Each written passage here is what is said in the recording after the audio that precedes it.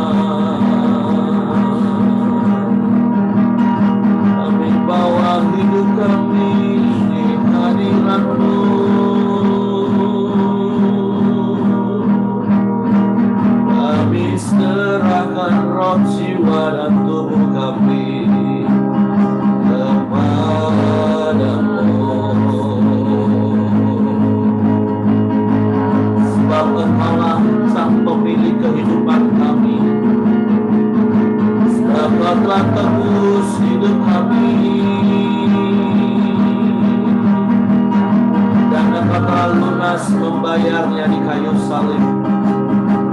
Sebab itu hati kami bersyukur kepadamu. Terima kasih. Terima kasih.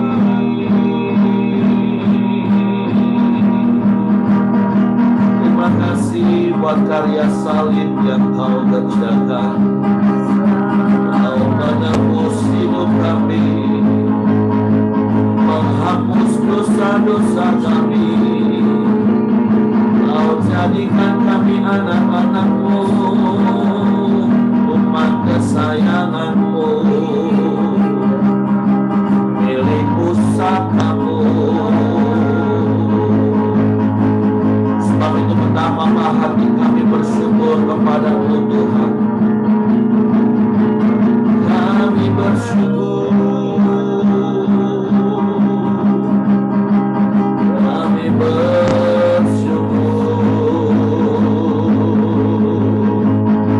Terima kasih.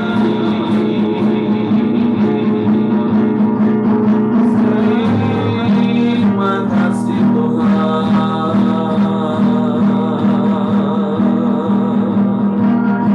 Haleluya.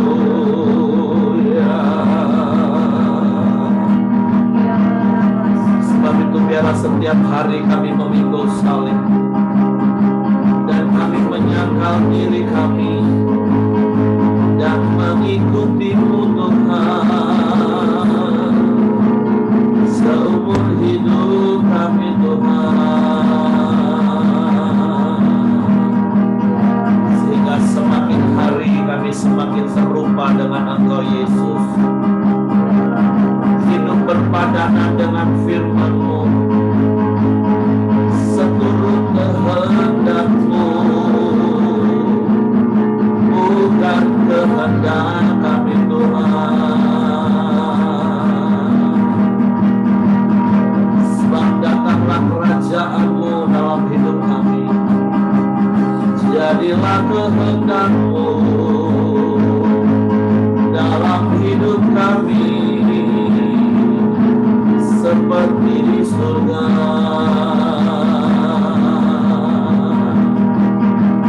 Sebab aku hidup, tapi bukan lagi aku yang hidup, melainkan Kristus yang hidup dalam hidup. Ya, ini kami Tuhan. Ini kami Tuhan.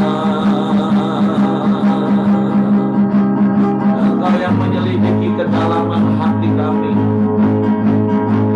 Biarlah Engkau menemukan setiap kami, mengasihi-Mu Tuhan. Biarlah hidup kami menjadi persembahan yang berkenan kepadamu, menyukakan hati-Mu Tuhan, memuliakan nama-Mu. Haleluya.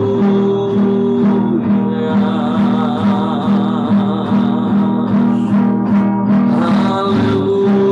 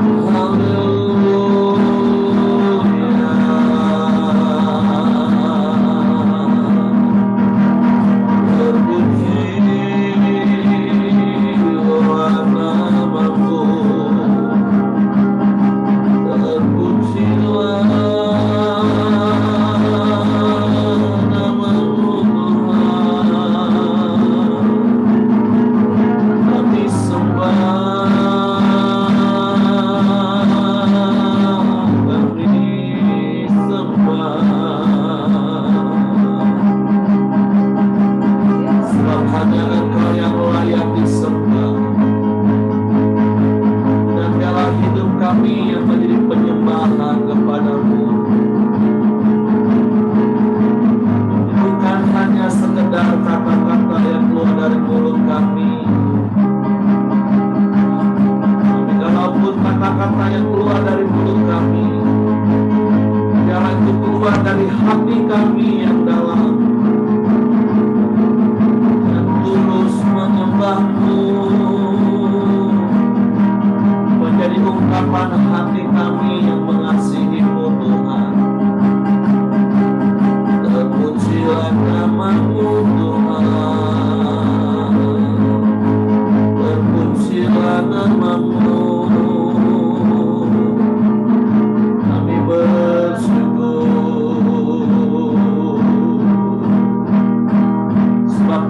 Engkau nyatakan kebaikan-Mu di sepanjang jalan hidup kami.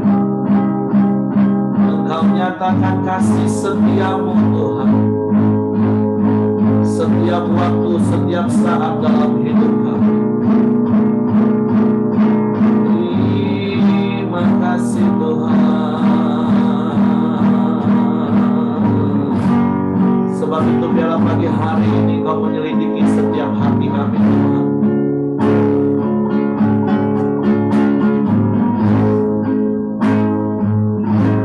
Selidiki aku, lihat hatiku, apakah ku sungguh mengasihi-Mu, Yesus, Kau yang Maha Tahu dan menilai hidupku.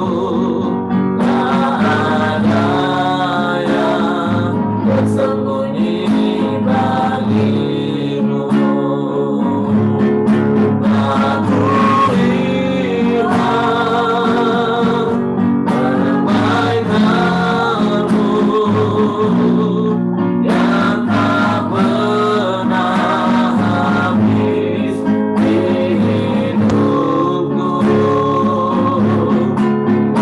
Berjuang sampai akhirnya, Kau dapati aku tetap setia. Selidiki hati kami Tuhan, selidiki aku, amin. Lihat hatiku ya, apakah ku sungguh mengasihi-Mu, Yesus, Engkau yang Maha Tahu dan menilai hidupku. Tak ada yang tersembunyi bagi-Mu. Aku lihat kebaikan-Mu, amin, yang tak pernah habis di hidupku.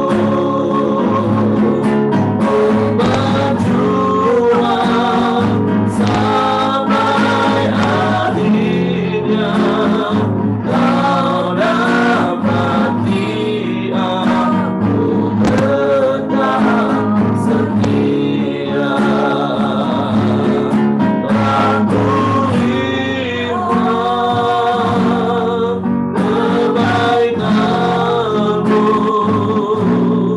yang tak pernah habis di hidupku. Berjuang sampai akhirnya, Kau dapati aku tetap setia. Sekali lagi katakan, aku lihat, amin, kebaikan-Mu yang tak pernah habis di hidupku. Berjuang sampai akhirnya, Kau dapati aku tetap setia. Berjuang sampai akhirnya, Kau dapati aku tetap setia. Ini kerinduan hati kami, untuk kami terus berjuang sampai akhir Tuhan. firman-Mu yang berkata bahwa orang-orang yang telah Kau panggil dan Engkau pilih dan tetap setia sampai akhir, mereka akan menang bersama-sama dengan anak domba Allah untuk masuk menikmati kekekalan di dalam kemuliaan dengan Engkau sendiri Tuhan. Sebab itu kami mau terus berjuang dalam hidup ini. Sekalipun di tengah keadaan yang semakin sulit, sukar dan jahat, di tengah-tengah tipuan godaan iblis yang terus-menerus mendakwa kami, tapi kami mau terus berjuang untuk kami terus menjadi orang-orang pilihan-Mu yang setia. Dan Bapa, biarlah Engkau melihat kesungguhan hati kami pagi hari ini. Bahkan setiap pagi ketika kami bersama-sama datang menghampiri tata kasih karunia-Mu sebagai salah satu usaha perjuangan kami, Tuhan, untuk kami tetap setia, Tuhan, sehingga apa yang kami lakukan setiap pagi bersama-sama di dalam Koramdeo ini bukan hanya rutinitas agamawi yang kemudian akhirnya membuat kami jenuh, Tuhan. Kami menjadi beban sehingga kami mulai meninggalkannya. Tapi biarlah Engkau melihat ini sebagai usaha kami berjuang, Tuhan, untuk tetap setia sampai akhir. Tuhan, Engkau yang menyelidiki kedalaman hati kami. Engkau yang mengetahui setiap kami, Tuhan. Dan biarlah kebaikan-kebaikan-Mu yang terus Kau nyatakan dalam hidup kami, itu yang terus menguatkan dan meneguhkan hati kami, untuk kami terus berjuang setia sampai akhir, menjadikan Engkau tetap prioritas utama dalam hidup kami. Apa yang kami lakukan setiap pagi bukan hanya sekedar kalau kami sempat, bukan sekedar kalau kami terbangun, Tuhan, tapi memang ada usaha, ada perjuangan, ada harga yang kami bayar untuk kami bangun pagi hari, menikmati hadirat-Mu, menerima kebenaran firman-Mu yang akan menuntun hidup kami.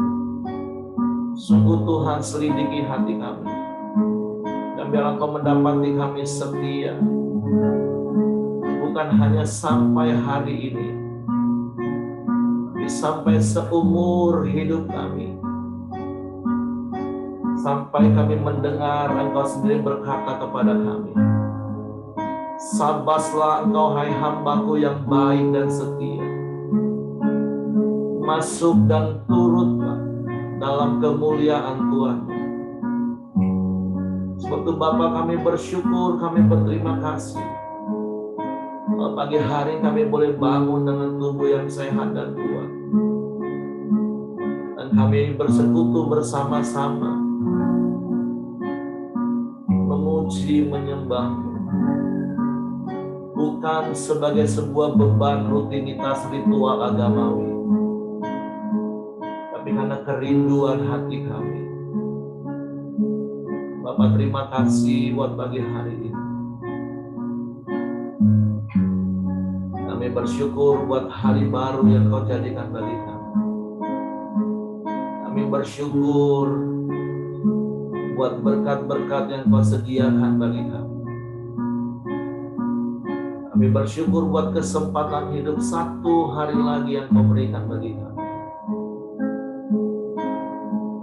Kami bersyukur kepada-Mu pagi hari. Bapak, pagi hari ini kami mau buka hati kami lagi. Kami mau siapkan hati kami untuk ditaburi lagi dengan benih firman, disirami, disegarkan, dikuatkan, dan diteguhkan oleh kebenaran firman. Sehingga hidup kami sungguh-sungguh menghasilkan buah. Baik 30, 60, bahkan sampai 100 kali lipat. Sebab itu Roh Kudus tolong untuk kami mengerti, untuk kami memahami firman-Mu. Sehingga kami percaya firman-Mu dan kami melakukan firman-Mu. Sehingga orang-orang melihat, bahkan menikmati buah itu. Melihat dan merasakan secara nyata Engkau Yesus nyata dalam hidup kami. Melalui perkataan kami, melalui perbuatan kami, melalui pelayanan kami, melalui cara bisnis kami, Engkau dipermuliakan dan Engkau menarik semua orang datang kepadamu melalui hidup kami. Kami sambut firman-Mu di dalam nama Yesus Tuhan. Haleluya, haleluya, haleluya. Amin. Oke, shalom, selamat pagi. Kita bersyukur, berterima kasih pada Tuhan tentunya pagi hari ini kita boleh ada lagi bersama-sama untuk kita boleh bersekutu memuji menyembah Tuhan. Dan itu yang Tuhan ingatkan dari apa yang tadi saya katakan sebagai ungkapan hati. Biarlah apa yang kita lakukan ini bukan menjadi sebuah ritual agamawi yang akhirnya membuat kita jenuh karena kita menjadi bosan. Kita melakukan bukan hanya karena sekedar supaya dilihat orang kita setia, tapi biarlah Tuhan yang menilai kesetiaan kita. Apa yang kita lakukan ini hanya untuk Tuhan dan di sebuah prioritas utama tentunya. Bukan soal sempat atau tidak sempat, tetapi inilah hidup kita. Nah, puji Tuhan pagi hari ini kita mau sama-sama belajar lagi firman Tuhan dari Matius pasalnya yang ke-23. Saya akan baca mulai ayat yang ke-24, ayat renungan yang kemarin, sampai ayat yang ke-26. Hai kamu pemimpin-pemimpin buta, nyamuk kamu tapiskan dari dalam minumanmu, tetapi unta yang di dalamnya kamu telan. Nah, bicara tentang ayat ini, secara kata mungkin ada beberapa perbedaan, khususnya di kata nyamuk. Ada yang terjemahan menulis lalat, ada juga terjemahan yang menulis kuman. Tapi bagi saya itu hal yang tidak prinsip, karena sebenarnya Yesus mengecam ahli Taurat, pemimpin-pemimpin pada waktu itu, dengan sebuah ilustrasi yang sebenarnya menunjukkan sebuah situasi yang sangat ironi. Kenapa sangat ironis? Sama seperti kalau kita pernah ingat Yesus katakan bahwa kuman di seberang lautan bisa kelihatan, tapi balok yang di depan pelupuk mata tidak kelihatan. Nah, sama seperti apa yang disampaikan oleh Yesus. Nyamuk kamu tapiskan dari dalam minumanmu, tapi unta yang di dalamnya kamu telan. Makanya seperti yang saya katakan tadi, ada yang menerjemahkan lalat, karena biasanya mengerumuni makanan itu kan lalat, bukan nyamuk. Tapi ada yang juga menerjemahkan kuman, bahkan yang nggak kelihatan kuman itu kan. Nah, itu pun bisa disingkirin.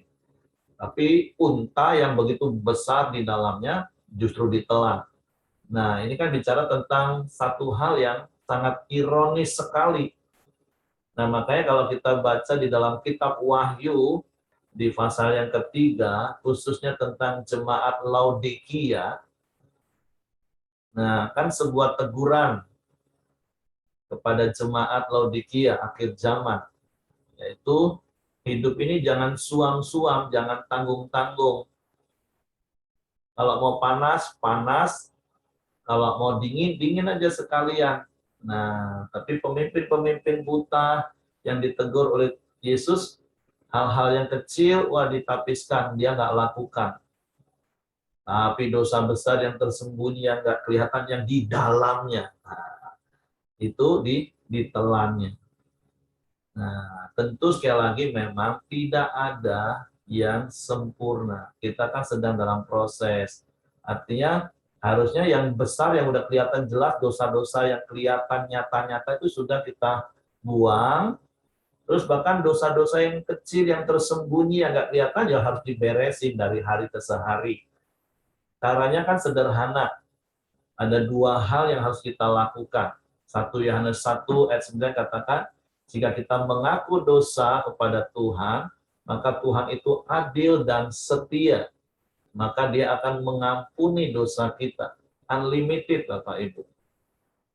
Nah, terus Yakobus 5 ayat 16 katakan, hendaklah kamu saling mengaku dosamu dan saling mendoakan supaya kamu sembuh.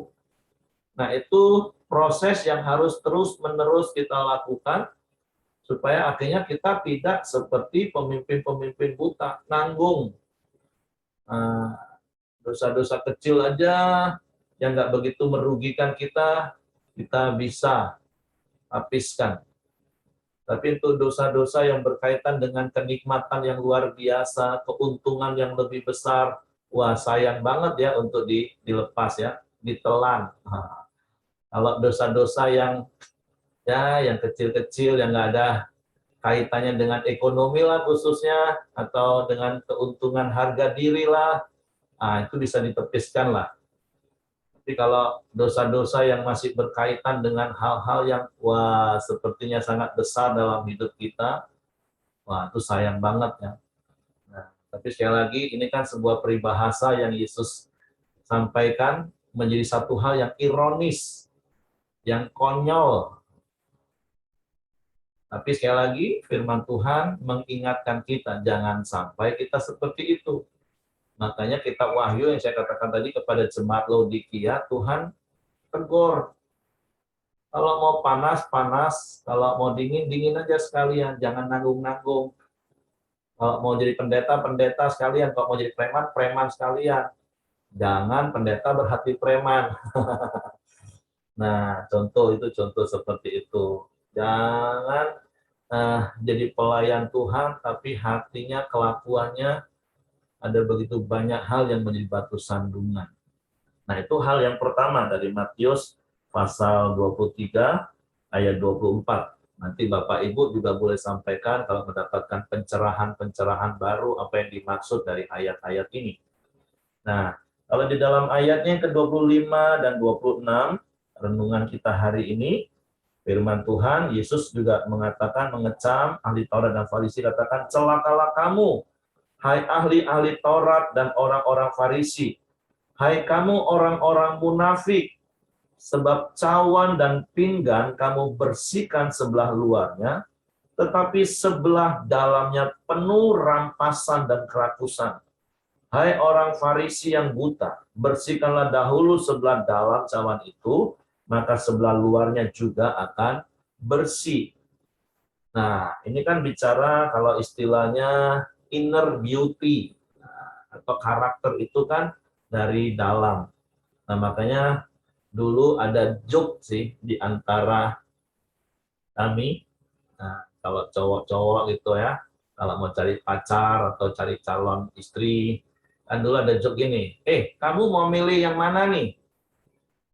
Cantik, tapi bodoh, atau pinter, tapi jeleknya minta ampun. Nah, kira-kira kalau pria-pria disuruh milih, atau sebaliknya sih, wanita juga suruh milih, ganteng, tapi goblok, atau pinter tapi jelek. Nah, kalau orang Jawa kan ngomong gitu. Kalau udah ngomong jelek itu artinya jelek banget Bapak Ibu. Nah, masalahnya dulu kan banyak teman-teman ngomong gini, ya lebih baik yang pinter, biar jelek nggak apa-apa. Kan operasi plastik gampang jadi cantik. Apalagi zaman sekarang Bapak Ibu, banyak orang suka selfie. Saya pikir kok apa HP saya yang jelek atau memang saya yang jelek, kenapa lihat foto orang kok jadi bening bling bling semua. Oh, ternyata saya tahu sekarang ada filter rupanya ya di HP-HP itu ya. Makanya populasi orang jelek di media sosial itu sangat berkurang sekarang, Bapak Ibu. Oh, aduh, saya pikir perbaikan gen itu setiap hari semakin bagus-bagus. Ya, walaupun memang itu realitas sih. Nah, kan anak-anak kita lebih bagus-bagus karena mungkin asupannya lebih oke. Tapi apalagi dibantu dengan teknologi filter. Apalagi di sebuah negara di Asia ini yang sangat terkenal sekali. Para artisnya itu melakukan bedah operasi plastik. Nah, karena memang itu hal yang lebih praktis sepertinya, memoles hal-hal yang di luar. Tapi firman Tuhan mengingatkan kita pagi hari ini, seperti kalau Bapak Ibu ingat kisah tentang Daud waktu mau diurapi menjadi raja. Tuhan ngomong kepada Samuel, manusia itu melihat apa yang di luar, tetapi Tuhan melihat dalam hati. Nah, makanya pagi hari ini yuk kita terus mengingatkan diri kita. Bukan sibuk hanya memperbaiki penampilan-penampilan luar. Bukan berarti kalau dalam hal fisik pakai anti-aging itu nggak salah, silakan. Tapi ini bicara tentang menutupi diri dengan pencitraan. Artinya perbuatan-perbuatan baik kita itu hanya sebuah kamuflase untuk menutupi siapa kita sesungguhnya. Saya tidak sedang berbicara tentang kecantikan fisik ya Bapak Ibu, enggak. Jadi khususnya ibu-ibu kalau mau pakai produk anti-aging juga tetap silahkan. Mau dipoles seperti apa ya silahkan. Mau foto selfie pakai filter ya monggo silahkan. Itu enggak masalah, silahkan. Tapi Paulus juga pernah ingatkan bahwa manusia lahir ya kita ini akan tetap merosot Bapak Ibu. Tapi manusia batinia kita itu yang harus dibaharui dari hari ke sehari. Jadi apa yang kita lakukan itu memang tulus, pure, murni, keluar dari hati kita. Bukan hanya sebuah pencitraan.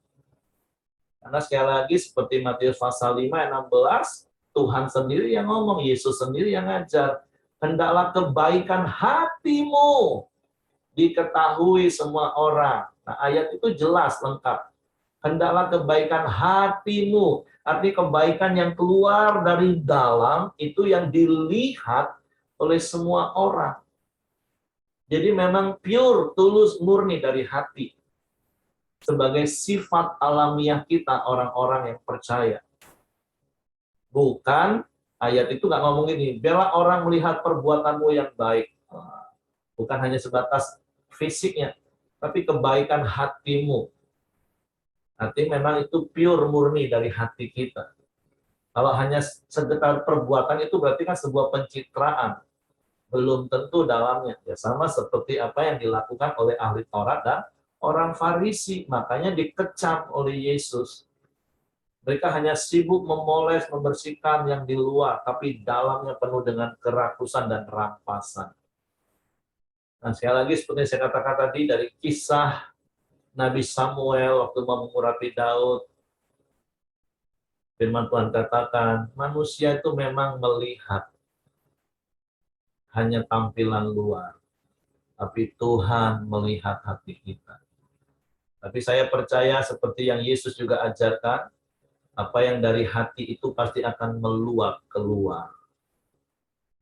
Ketika hati kita dipenuhi dengan firman, maka ada luapan-luapan firman yang keluar, yang dapat dinikmati, dapat dirasakan oleh orang-orang di sekitar kita. Nah, itulah hidup kita. Itulah yang Tuhan mau terjadi dalam hidup kita, Bapak Ibu.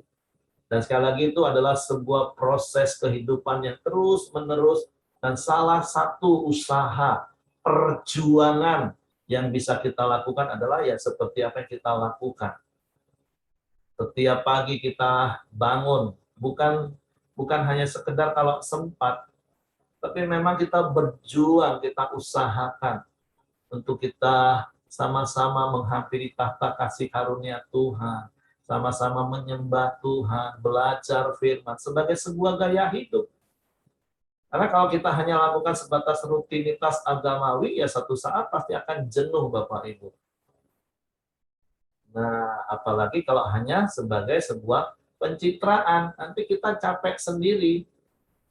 Nah, tapi saya percaya, saya bersyukur ada Bapak Ibu yang setia. Karena ukuran wahyu untuk orang-orang yang akan mengalami kemenangan dan memerintah bersama-sama dengan Tuhan itu adalah dipanggil, dipilih, dan tetap setia. Walaupun saya tidak mau menyinggung tentang Calvinisme atau Armenisme sekali lagi, antara sekali selamat tetap selamat atau keselamatan tetap hilang, ya biarlah ada kasih karunia yang memampukan kita ini untuk tetap setia, makanya butuh perjuangan. Kemarin satu harian saya, Pak Ayo, Pak Kastoni, Resa, Norma, perjalanan dari jam 6 pagi sampai hampir jam setengah 8 malam sampai rumah. Kami ngobrol dan salah satunya topik ini. Ya lagi bukan untuk berdebat saya selamat atau tetap selamat. Tapi dari ayat ini ternyata kita bisa tahu keselamatan itu bisa hilang kalau kita nggak kerjakan, kalau kita nggak tetap setia. Apalagi di hari-hari terakhir masa aniaya datang. Kalau kita nggak benar-benar berjuang mempertahankan iman kita bisa runtuh, bisa goyah. Apalagi kita orang tua, kalau nggak didik anak-anak kita dari sejak kecil takut akan Tuhan, generasi milenial, sudah di depan mata, contohnya Eropa, akhirnya anak-anak muda generasi sekarang sudah nggak kenal Tuhan lagi, atau lebih tepatnya tidak mau kenal Tuhan. Bahkan informasi contoh yang saya dengar salah satu institusi universitas terkenal di Indonesia, yang dari situ lahir orang-orang pintar, itu sudah banyak ateis di situ. Karena mereka lebih mengandalkan kepintaran mereka yang memang benar-benar pintar sih, benar pintar. Tapi akhirnya karena mereka merasa mereka pintar, mereka nggak butuh Tuhan. Nah, jadi betapa kita harus berawas-awas, berjaga-jaga hari-hari ini. Untuk terus kita setiap hari datang kepada Tuhan. Hati kita dibaharui dari hari ke hari. Terus kita ajarin anak-anak kita untuk mengandalkan Tuhan, percaya kepada Tuhan. Karena ketika mereka belajar, apalagi kalau nanti sudah kuliah, ada pelajaran-pelajaran filsafat, ada pelajaran-pelajaran, wah kalau mereka nggak punya basic firman Tuhan yang kuat, wah mereka bisa goyah. Oleh sebab itu, yuk pagi hari ini Tuhan mengingatkan kita. Ada hal yang jauh lebih penting untuk kita urus dalam hidup kita, yaitu hal-hal batinia. Hati kita diberesin terus dengan kebenaran firman Tuhan. Ya lagi bukan hanya sibuk melakukan pencitraan, bukan hanya sibuk melakukan hal-hal lahiriah. Sekalipun saya katakan sekali lagi, untuk hal-hal lahiriah silakan Bapak Ibu. Karena saya juga nggak mau menentang ayat firman Tuhan yang katakan latihan badani itu terbatas gunanya, tetapi ibadah itu berguna untuk hidup yang sekarang dan yang akan datang. Artinya, jangan salah tafsir ayat ini. Latihan badani itu terbatas gunanya, bukan berarti nggak berguna. Terbatasnya itu bicara tentang periodik. Artinya selama hidup di dunia, latihan badani itu sangat berguna. Tapi hanya selama hidup di dunia ini aja, di kekekalan nggak ada pengaruh lagi. Tapi juga terus jangan berpikir gini Bapak Ibu, kok kalau gitu aku nggak usah olahraga, biar badanku seperti apa, nggak apa-apa. Atau nanti di surga juga dalam kekekalan nggak pengaruh, nggak seperti itu. Cuman kan nyusahin orang-orang di sekitar kita yang hidup. Waktu kita hidup kan nyusahin. Nah makanya butuh latihan badani. Harus diatur. Tapi yang jauh lebih penting dari hal itu, ibadah. Ibadah yang sejati kita. Tapi kalau saya bicara tentang ibadah sejati, ini berbeda dengan pertemuan ibadah ya Bapak Ibu ya. Itu dua hal yang berbeda, tapi harus sama-sama dilakukan. Ibadah sejati itu ya seperti apa yang kita bahas pagi hari ini. Inner beauty, kebaikan hati yang harus dilihat orang. Itu ibadah yang sejati. Dan bukan cuma orang yang lihat, tapi Tuhan yang lihat, karena hanya Tuhan yang bisa melihat kedalaman hati kita. Tetapi pertemuan ibadah, Ibrani 10 ayat 25, harus tetap dilakukan menjelang hari Tuhan. Harus saling mengingatkan, menasehati untuk lakukan semakin giat. Karena di dalam pertemuan-pertemuan ibadahlah kita bisa mengalami kuasa persekutuan. Nah, kita bersyukur hari-hari ini negara kita sudah semakin kondusif. Kita udah nggak dengar lagi, oh si A terpapar, oh si B terpapar. Bahkan hari Sabtu malam kami ke rumah sakit umum, udah sepi banget rumah sakit. Walaupun tenda darurat untuk pasien waktu itu masih berdiri sampai hari ini, saya lihat kemarin. Tapi rumah sakit itu udah benar-benar kosong. Pas kamar yang isi 3 cuma diisi 1 orang. Kamar-kamar yang gede-gede itu. Dan saya ketemu, waduh Pak, waktu itu ramai banget. Karena setelah pulang dari rumah sakit, kami ke yayasan lagi. Sampai malam. Ada cerita, oh sepi Pak, enggak waktu dia cerita waktu suaminya meninggal terpapar beberapa waktu yang lalu. Waduh, crowded banget rumah sakit Raden Matahir itu. Tapi kemarin hari Sabtu benar-benar sepi, lengang. Sepanjang perjalanan koridor di depan aja ketemu 1 orang aja udah syukur-syukur. Nah, saking sepinya ya kita bersyukur Indonesia sudah semakin baik, tapi ya tetap kita percaya perlindungan Tuhan, tapi juga tetap ikutin prokes. Jangan nanti berulang. Nah, tapi balik ke topik firman Tuhan pagi hari ini, yuk. Hari-hari ini kita berjuang sungguh-sungguh untuk kita beresin batinia kita, hati kita. Oke, itu saja yang saya sampaikan. Tuhan memberkati. Mungkin ada Bapak Ibu yang mau tambahkan apa yang Bapak Ibu dapatkan hari-hari ini. Karena kan apa yang Yesus lakukan, khususnya di perikop ini adalah proses untuk membereskan hati semuanya. Oke, silakan Ibu Mirianti. Ya, puji Tuhan, shalom. Selamat pagi semuanya. Pagi. Jadi memang firman Tuhan hari ini harus benar-benar kita lakukan dan kita ajarkan kepada anak-anak, cucu-cucu, ya, bahwa membersihkan bagian dalam, membersihkan hati kita itu sangat penting. Walaupun mandi juga penting ya, pakai baju bersih juga penting. Tapi membersihkan hati itu begini, anak saya 3 ya. Kadang mereka itu juga cekcok satu sama lain. Nah, jadi saya mengatakan begini, ya kamu kalau ngelihat salahnya terus, berarti kamu nggak bisa menerima dia, mengampuni dia. Kan kita semuanya sama-sama orang berdosa, sama-sama bersalah. Maka kita harus saling mengampuni. Tuhan Yesus itu tidak berdosa, tapi mengampuni kita orang berdosa. Nah, saya mengajarkan kepada anak-anak saya begitu. Kemudian membersihkan bagian dalam hati kita itu, saya mengajarkan kepada anak-anak saya karena mereka bergaul ya. Mereka bergaul dengan orang-orang yang ya mayoritas teman-temannya tidak percaya Yesus ya. Mungkin belum percaya Yesus. Saya katakan begini, kita harus mempunyai hati yang tulus. Apapun yang mereka perbuat dalam hubungan pertemanan atau hubungan kerja,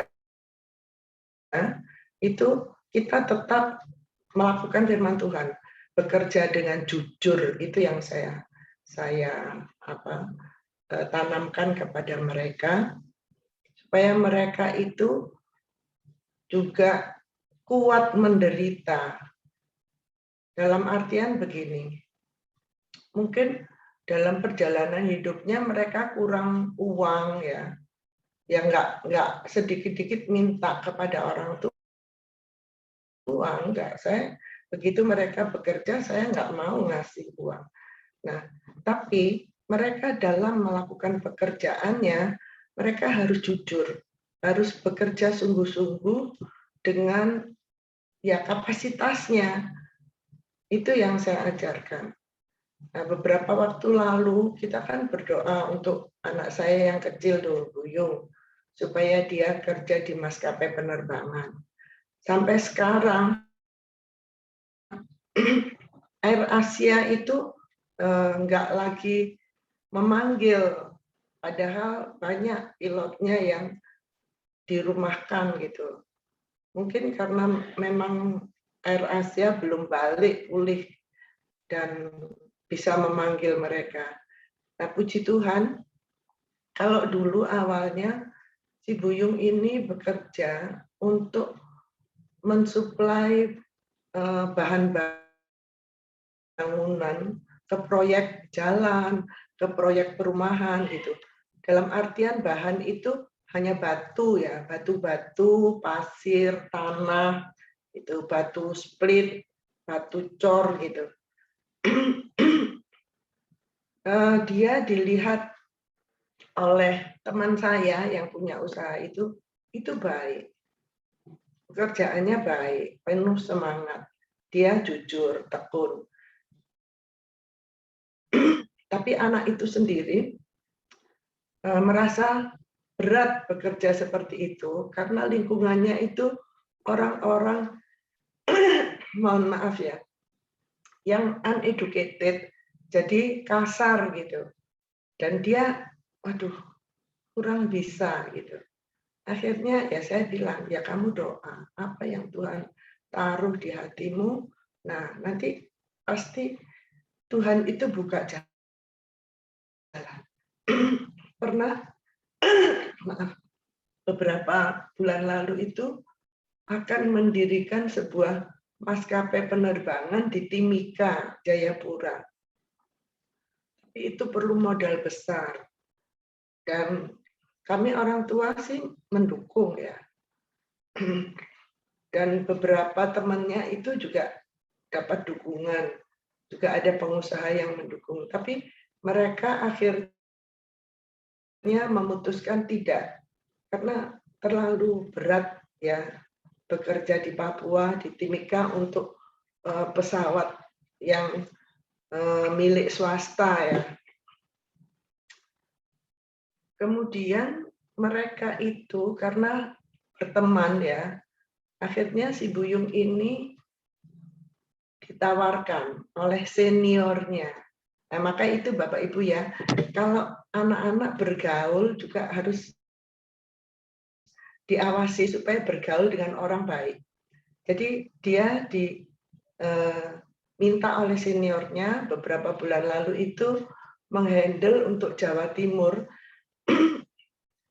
memanage itu loh, perusahaan IT, itu loh Bapak Ibu yang pasang kayak menara-menara.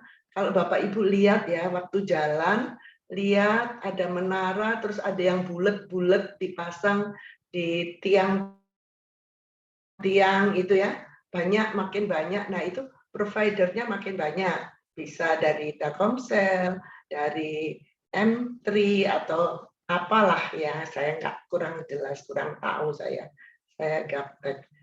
Nah itu berhasil di Jawa Timur. Karena saya juga tanamkan, kamu digaji berapa, ya udah terima itu. Ya, kamu lakukan pekerjaanmu dengan jujur. Jadi suatu saat saya dengarkan, mereka kan akan pindah Jakarta nih, si Buyung. Ada beberapa stafnya itu juga dipindahkan ke Jakarta dan Semarang. Jadi dia itu menyewa mobil yang cukup untuk 10 orang dan barang-barangnya mereka. Saya dengar aja.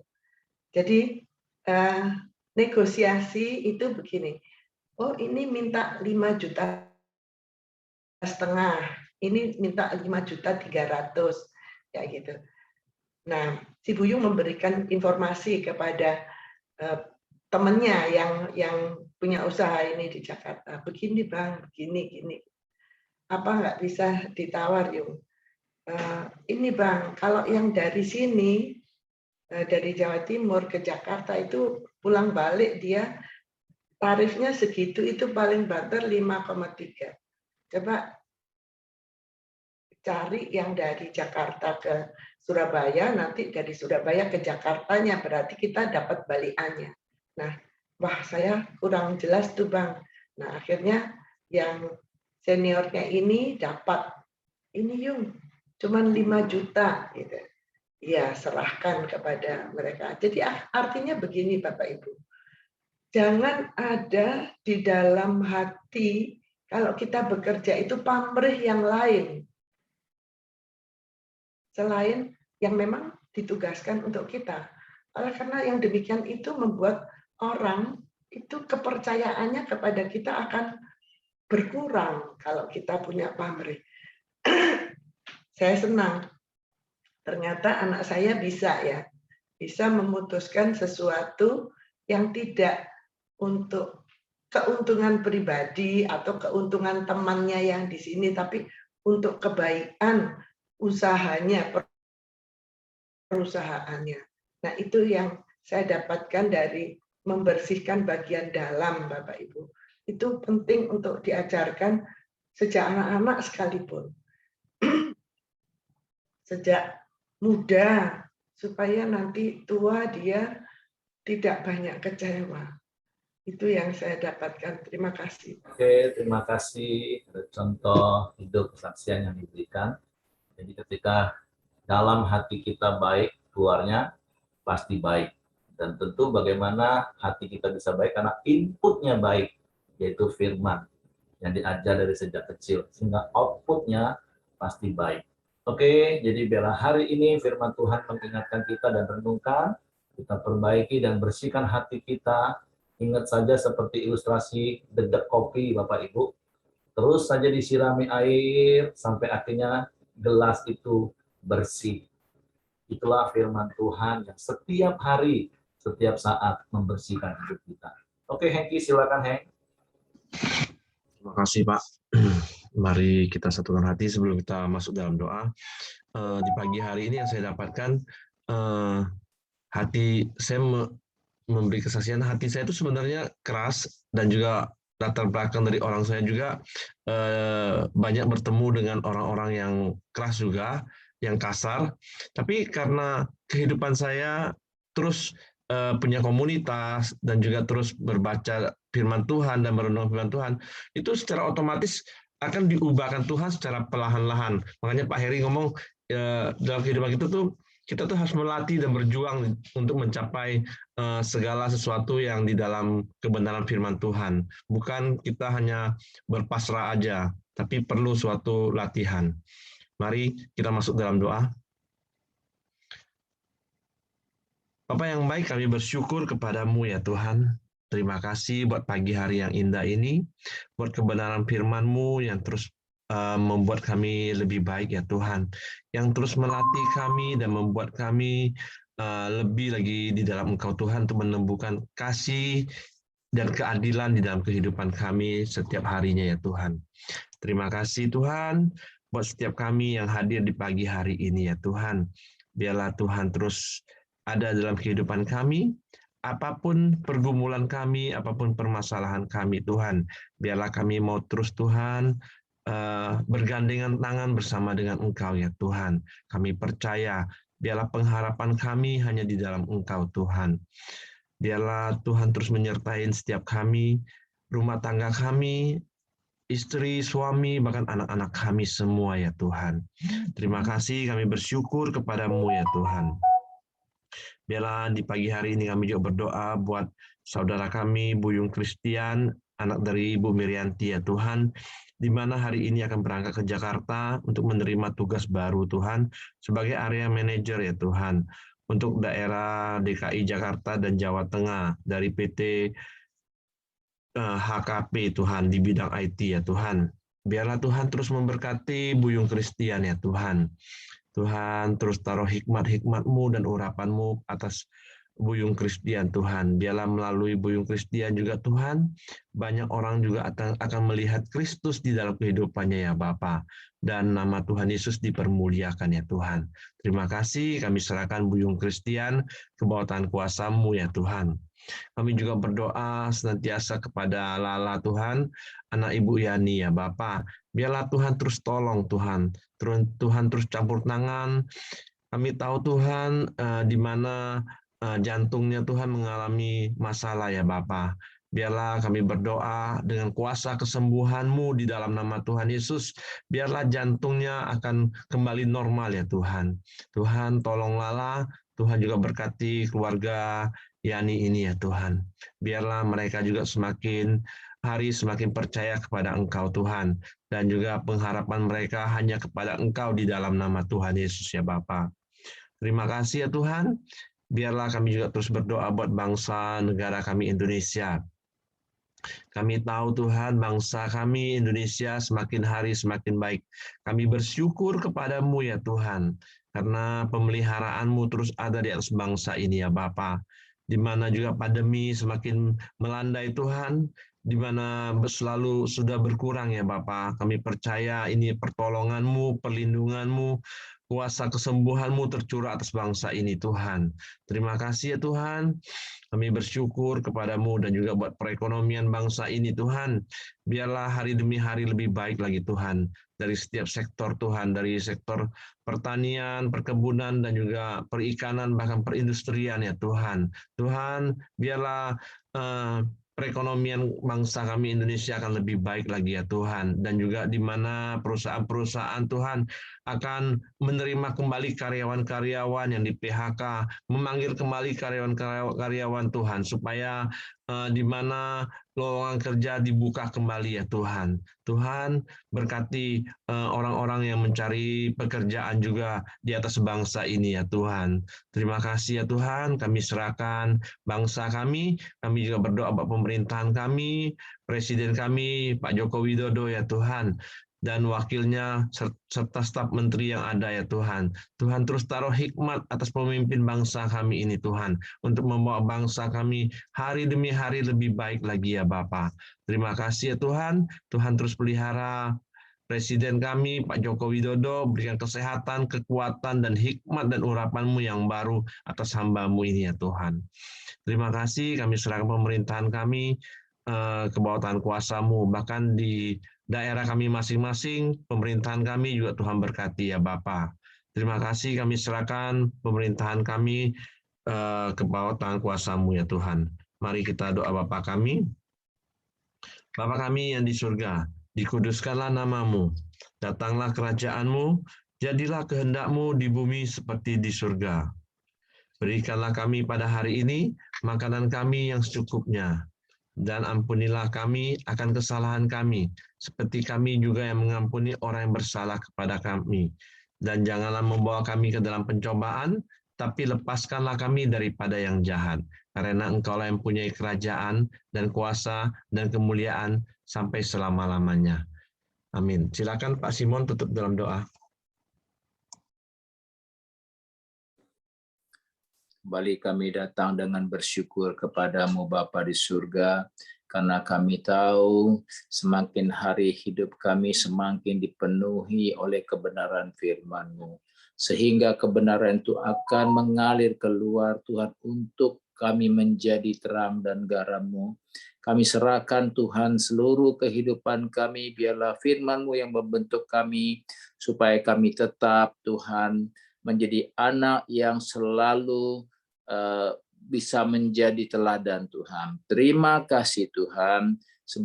Sebentar kami mau melakukan aktivitas kami, biarlah kasih karunia Tuhan menyertai kami, menolong kami, memimpin kami, sehingga apa yang kami kerjakan untuk memuliakan nama-Mu. Urapi setiap kami pagi ini Tuhan, dan biarlah berkat Tuhan mengalir di dalam setiap keluarga, maupun pribadi-pribadi, yang bersama kami pagi ini Tuhan. Terpuji nama-Mu di dalam berkat nama Tuhan Yesus kami sudah berdoa dengan mengucap syukur.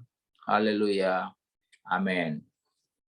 Oke, semangat pagi, selamat beraktivitas. Jangan lupa nanti malam Kompas Pasutri.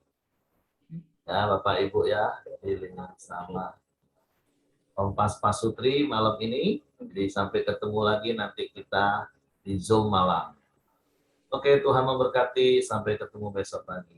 Ya, izin